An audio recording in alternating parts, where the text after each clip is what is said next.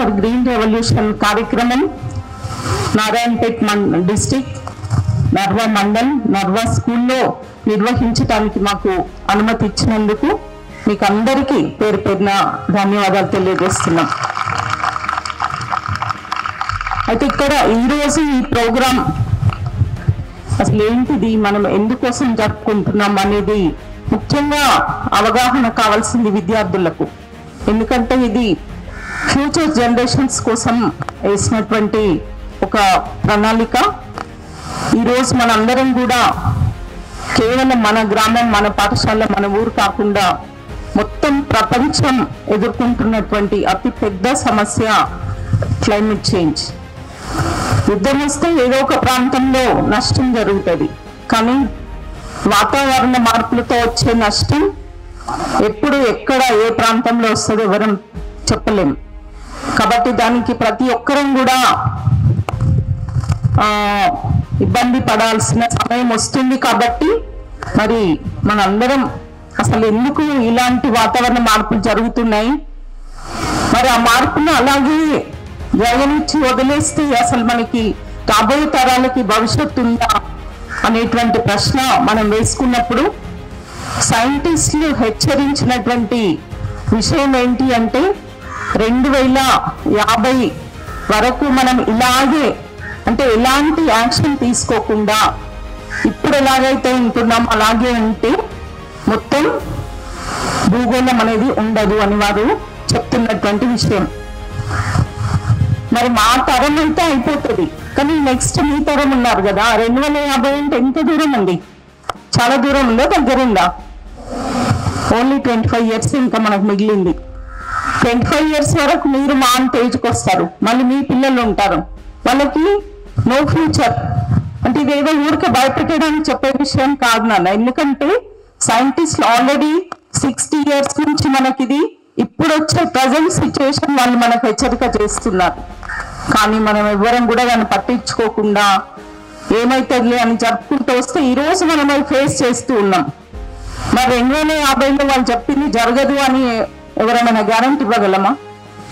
కాబట్టి ఈరోజు council for green revolution చేస్తున్న ప్రయత్నం ఏంటి అంటే భవిష్యత్ బాగు చేసుకోవడానికి, భవిష్యత్ తరాలను నడిపించేటువంటి ఒక పిల్లల లోపల పర్యావరణ స్పృహను నెలకొల్పడమే సిజిఆర్ చేస్తున్నటువంటి పని. సిజిఆర్ ఇందాక సార్ చెప్పినట్టుగా 15 సంవత్సరాల నుంచి మేము ఈ పర్యావరణ కార్యక్రమాలు నిర్వహిస్తున్నాం. 2010లో ప్రారంభమైన సంస్థ మొదట మొక్కలు నాటే కార్యక్రమం మాత్రమే చేపట్టడం జరిగింది. అప్పుడు నారాయణపేట జిల్లా మొత్తం, జిల్లా వ్యాప్తంగా మేము వెంకట్రావు గారు కలెక్టర్ గారు ఉన్నారు, ఆ టైంలో మొత్తం జిల్లా మొక్కలు నాటడం జరిగింది. మరి ఇప్పుడు కేవలం మొక్కలు ఒకటే నాటితే సరిపోదు. ఇప్పుడు వస్తున్నటువంటి క్లైమేట్ చేంజ్, ఇప్పుడు మనం ఎదుర్కొంటున్నటువంటి సమస్యలకి ఇంకా చాలా యాంగిల్స్లలో మనం పని చేయాల్సిన అవసరం ఉంది అనే ఉద్దేశంతో ఎర్త్ లీడర్స్ అనేటువంటి ఒక ప్రోగ్రామ్ డిజైన్ చేయడం జరిగింది. ఎర్త్ క్లబ్స్ అంటే ప్రతి పాఠశాలలో ఒక ఎర్త్ క్లబ్ స్థాపించి ప్రతి స్కూల్ నుంచి 2 విద్యార్థులను ఎంపిక చేసి వాళ్ళను ఎర్త్ లీడర్స్ అని పిలిచి మిగతా విద్యార్థులందరినీ ఎర్త్ లీడర్స్ గా పిలుస్తూ మరి వీళ్ళందరికీ సారథ్యం వహించడానికి ఒక మెంటర్ టీచర్ కి ట్రైనింగ్ ఇస్తూ మరి పాఠశాల ప్రధానోపాధ్యాయుల సహకారంతో ఈ కార్యక్రమం గత 3 సంవత్సరాలుగా జరుగుతూ ఉంది. మేము ఫస్ట్ 6 జిల్లాలలో మేము ప్లాంటేషన్ చేసినప్పుడు మాకు కనెక్షన్ ఉన్నటువంటి టీచర్స్ బాగా అనుకూలంగా ఉన్న జిల్లాలలో జిల్లాకి 10 స్కూళ్ళ చొప్పున 60 స్కూళ్ళు చేశాము. మళ్ళీ గవర్నమెంట్ డిపార్ట్మెంట్ వారి ప్రోగ్రామ్ చాలా బాగుంది, మీరు ఇంకా దీన్ని ఎక్స్పాండ్ చేయండి అని మాకు ఇంకా ఒక 7 జిల్లాలు అదనంగా ఇచ్చి ప్రతి జిల్లాలో 20 స్కూళ్ళు చేయండి అని టోటల్ గా 13 జిల్లాలలో జిల్లాకి 20 చొప్పున మేము ఈ కార్యక్రమాన్ని నిర్వహిస్తూ ఉన్నాం. దాంట్లో భాగంగా ప్రతి జిల్లాకి 20 స్కూళ్ళు ఉన్నప్పటికీ కొంచెం ఎక్కువ స్ట్రెంత్ ఉన్న స్కూళ్ళల్లో ఇలాంటి ఒక మోడల్స్, వాటర్ హార్వెస్టింగ్ కిట్ కావచ్చు, మెడిసినల్ గార్డెన్స్ కావచ్చు, ఇట్లా లైవ్ గా పిల్లలకు చూపించి మరి బుక్స్ లో చాలా మటుకు మీకు పర్యావరణం గురించి చాలా లెసన్స్ ఉన్నాయి, మేము ఈ బుక్స్ అన్ని చదవడం జరిగింది. కానీ ఉట్టిగా బుక్ చదివితే పర్యావరణంలో మార్పు వస్తుందా? మీరు చెప్పండి. రాదు కదా. మనం వాటర్ హార్వెస్టింగ్ పిట్ తీస్తే వర్షం పడ్డ నీళ్ళు అందులో పోతే పర్యావరణం మారుతుంది. కానీ వాటర్ హార్వెస్టింగ్ పిట్ ఎట్లా తీయాలా, ఏం చేయాలని మనం 1,00,000 సార్లు చదివినా ఏం ఉపయోగం లేదు.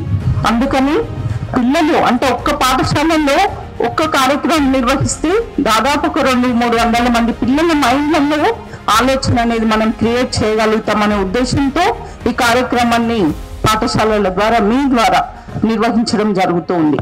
మరి ఈ రోజు ఇక్కడ కూర్చున్న విద్యార్థులందరికీ బహుశా ఈ ప్రోగ్రాం ఎందుకు పెట్టారు ఏంటి అని పూర్తి అవగాహన లేకపోవచ్చు. మరి అందరు దయచేసి వినండి, ఇది CJR కోసం చేస్తున్న ప్రోగ్రాం కాదు, ఇది మీ భవిష్యత్తు కోసం మీరే చేసుకుంటున్నటువంటి కార్యక్రమం. దీన్ని దృష్టిలో పెట్టుకొని మీరు అందరూ ఏవైతే మీకు ఈ కార్యక్రమం ద్వారా చేయాలని కొన్ని యాక్టివిటీస్ ఇచ్చారో దాంట్లో మనస్ఫూర్తిగా భాగస్వాములై ఏదో వంతుకు వాళ్ళు చెప్పారు కదా మేము చేశామని కాకుండా మీరందరూ మనస్ఫూర్తిగా భాగస్వాములై చేసినప్పుడు తప్పనిసరిగా మీ భవిష్యత్తు బాగుంటుంది. ఇంతగా ఉండదు మీరు చెప్పండి, ఉంటుంది కదా. మరి అలాంటి ఒక ప్రయత్నమే CJR చేస్తూ ఉంది. ఈరోజు ప్రపంచం అంతా సమస్య ఉంది, మనం ప్రపంచాన్ని మార్చగలమా? దేశంలో సమస్య ఉంది, దేశాన్ని మార్చగలమా? రాష్ట్రంలో ఉంది, మార్చగలమా? జిల్లాలో ఉంది, మార్చగలమా? మరి మన స్కూల్ మార్చగలం కదా, మార్చగలమా లేదా? మరి మన శక్తి ఎంత ఉందో మనమున్న ప్లేస్ లో మనం ఇలాంటి ఒక చిన్న ప్రయత్నం ప్రారంభిస్తే రేపు మీరు భవిష్యత్తులో రాజకీయ నాయకులు అవుతారు, లేదు కలెక్టర్ అవుతారు, ఇంకేదైనా అధికారి అవుతారు, టీచర్ అవుతారు. మీరున్న ప్లేస్ లో ఇలాంటి పర్యావరణయుతమైన కార్యక్రమం చేయటానికి ఇది ఒక బీజం. కాబట్టి మీరందరూ కూడా పర్యావరణం అంటే చాలా చాలా మన అందరం నెగ్లెక్ట్ చేస్తూ ఉన్నాం. ఇప్పుడు మనందరం వాటర్ మనకి ఎక్కడి నుంచి వస్తాయి? సోర్స్ భూమిలోంచే కదా. మరి భూమిలోంచి వాటర్ తీసుకోవడం ఒక్కటే మనకు తెలుసు కదా. మరి భూమిలోకి వాటర్ వెళ్తుందా లేదా అని మనం ఎప్పుడైనా ఆలోచించామా?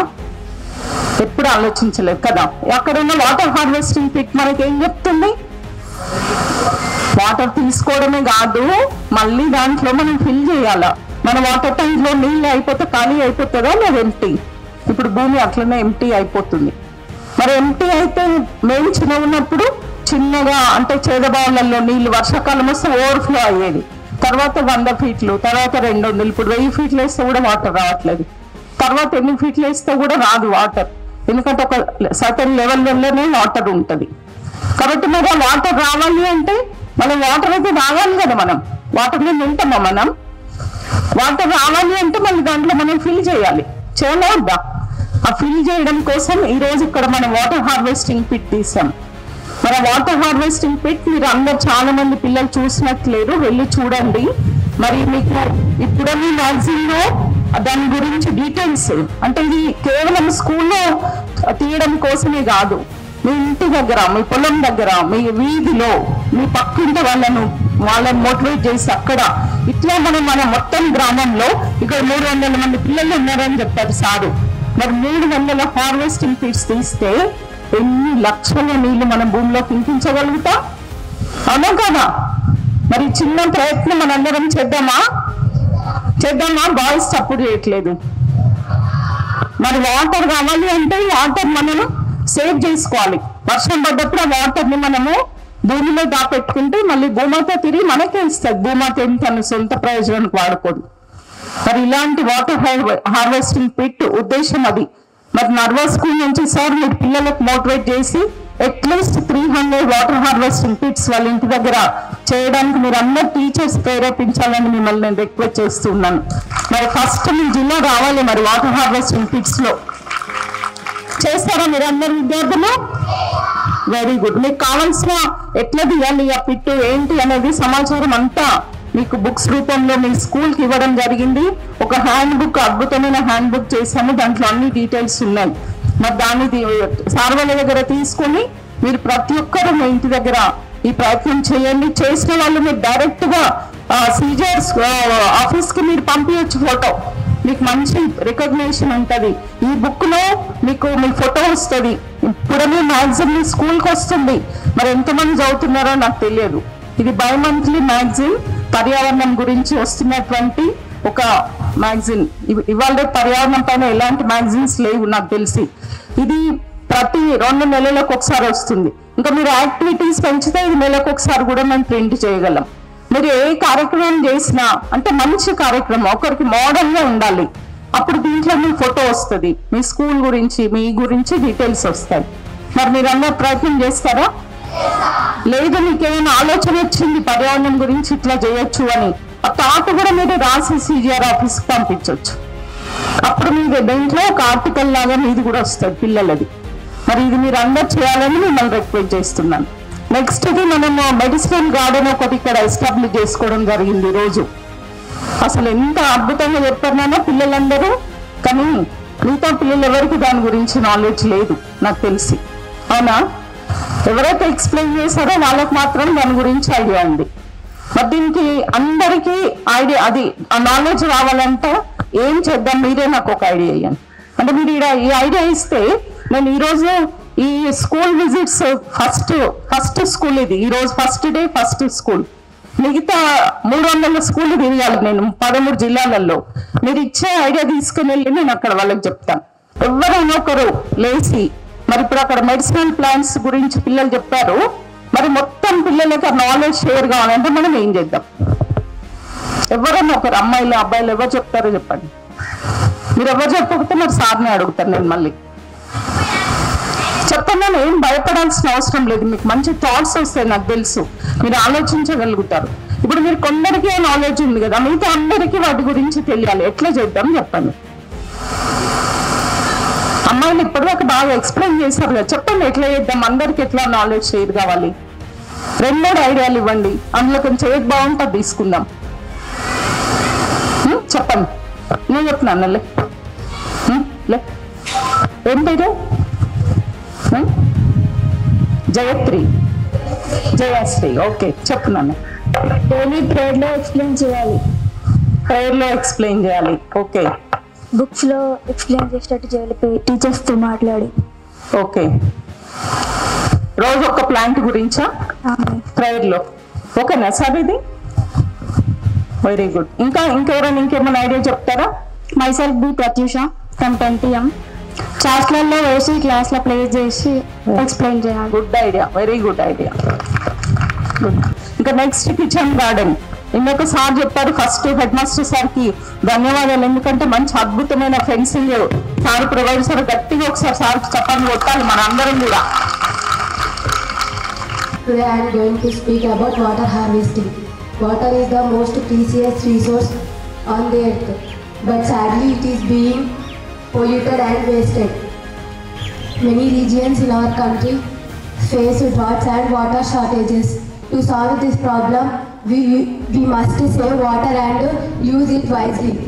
Water harvesting means collecting and storing of rainwater for future use. The most common method is rainwater harvesting, where rainwater from rooftops is collected and stored in tanks or allowed to soak in the groundwater to recharge the ground. If every home, school and office practice water harvesting, we save millions liters of water.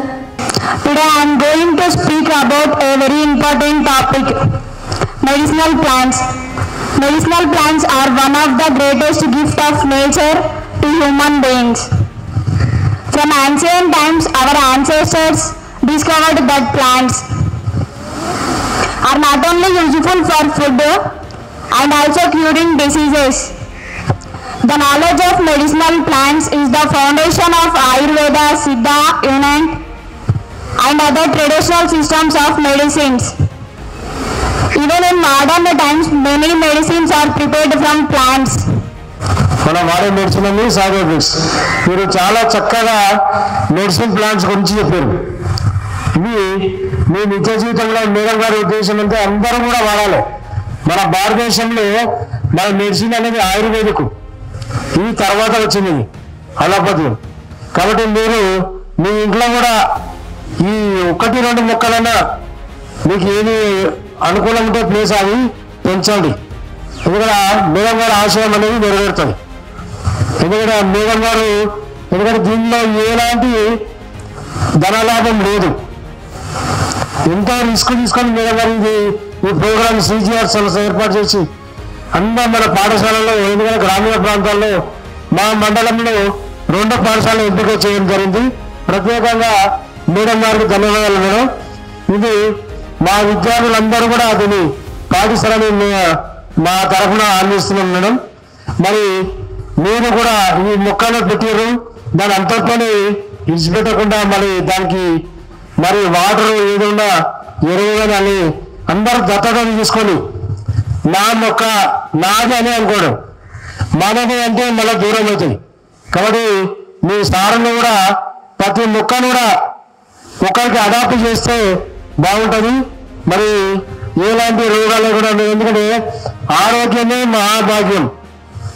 మీరు ఏమనుకుంటారంటే ఏదోటి తింటే ఏమనుకోవడాన్ని మీరు ఒక రోజు అనారోగ్యం వస్తే ఆ రోజు క్లాస్లో ఎంత సఫర్ అవుతారో మీకు తెలుసు. మళ్ళీ అది కవర్ చేసుకుంటే వారం రోజులు పడుతుంది, దానికి ½ అవర్ కేటాయించాలి ఎక్స్ట్రా, మళ్ళీ నెక్స్ట్ సబ్జెక్ట్ మళ్ళీ అవుతుంది.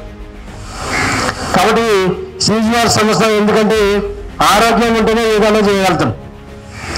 కాబట్టి మీరు కూడా అన్ని మొక్కల గురించి పరిచయం చాలా చక్కగా వివరించారు, వారికి ప్రత్యేకంగా ధన్యవాదాలు.